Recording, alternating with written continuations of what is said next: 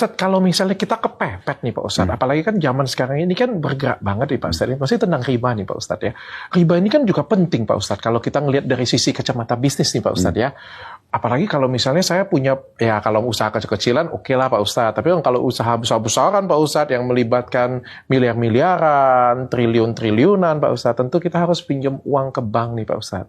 Nah, dan juga ada beberapa ya UMKM yang membutuhkan bantuan untuk berusaha, daripada disita, daripada digadai, daripada tutup, daripada pecat karyawan, lebih bagus kan mendapatkan suntikan dana Pak Ustadz. Artinya akan menjadi suatu kebutuhan Pak Ustadz.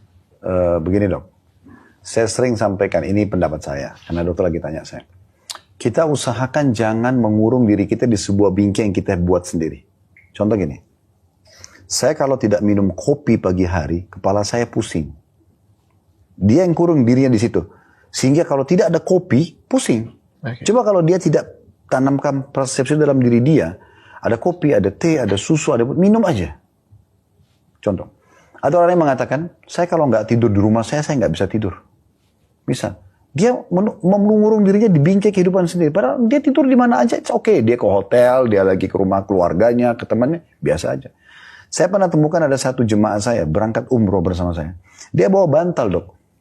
Saya tanya, kenapa bawa bantal? Saya nggak bisa tidur tanpa bantal ini. Terus kalau bantalnya hilang gimana? Oke.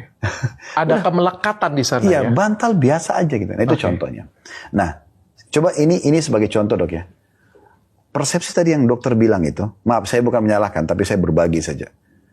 Kalau kita mau bisnis besar, ya kita tidak mungkin kalau tanpa perbankan. Saya melihat ini ada kurungan bingkai dok. Ada keinginan di sana? Bukan. Seperti ada membatasi, tidak mungkin kita dapat modal besar kecuali dari utang bank. Ini persepsi dok. Selama kita di situ, kita akan selalu mentok berkeliling-keliling di bingkai itu saja. Berarti tidak mungkin kita dapat modal dari tempat lain. Padahal cukup banyak. Contoh misal, yang menaruh uang paling besar di bank itu siapa? Orang-orang kaya kan? Yes. Untuk apa? Pertama untuk safety uang mereka. Yang kedua, mereka juga yang tadi mau mendapatkan riba, mereka supaya dapat keuntungan kan. Lalu perbankan utangkan kepada orang lain. Oke, sekarang kita hapus dulu perbankannya. Kenapa kita tidak coba datang ke individu ini?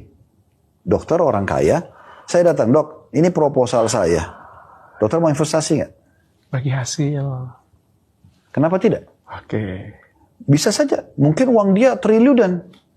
Dia siap saja kalau menjanjikan, kenapa tidak? Yang penting saya pada saat ingin melakukan satu perbuatan, saya punya proposal lengkap dong. Ya kan? Ini loh modal yang dibutuhin, ini jenis produknya, ini sistem yang akan saya pakai, ini target pasar. Clear. Jangan membingkai sesuatu ya Pak Ustadz ya. Sampai benar luar biasa. Luar biasa banget Pak Ustadz.